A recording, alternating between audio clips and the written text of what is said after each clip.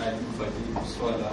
C'est la première fois qu'il voit ces images. Je ne sais pas si vous avez des questions à lui poser, mais bon, c'est quelqu'un qui est sur le terrain en permanence à la police. Quels sont les problèmes que connaissent sa vie et pourquoi on en est arrivé là. Donc, je tenais vraiment en exclusivité pour montrer ces petites 26 minutes un documentaire dont la programmation est prévue pour la fin de cette année sur TV5 Afrique. Je vous remercie. S'il y a des questions, oui, je peux.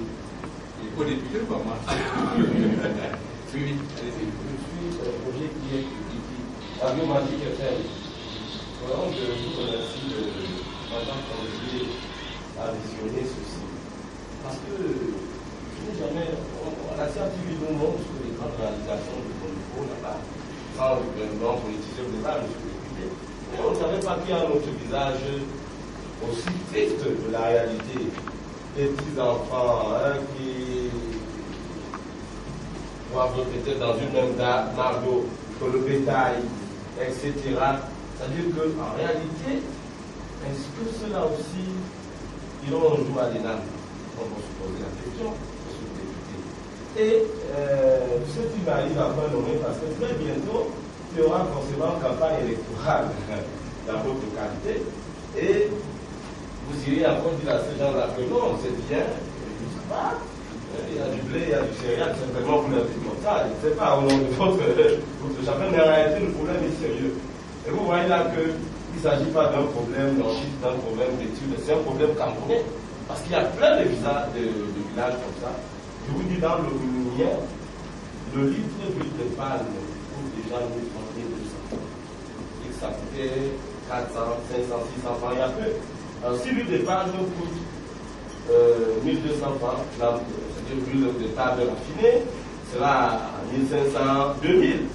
Alors, le pauvre, là, a-t-il aussi le droit de manger de l'huile? Et vous l'avez dit à l'introduction, M. Alain, que nous importons 90% de nos denrées de consommation, nous dépendons carrément de l'extérieur. Et si jamais les bateaux tombent à part, si jamais il y avait la mer dans le golfe de Guinée et que les bateaux n'arrivaient pas, qu'est-ce qu'on devient? Donc vraiment c'est un travail pertinent et sérieux.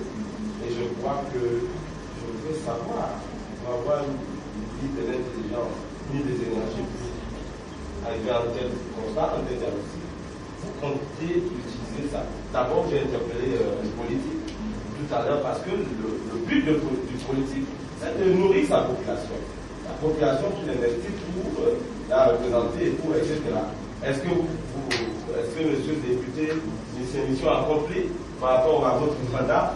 Et à vous, comment comptez-vous utiliser ce document pour inverser le rapport de force?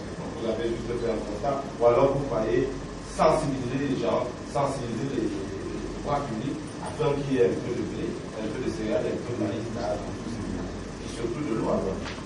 Je vais commencer.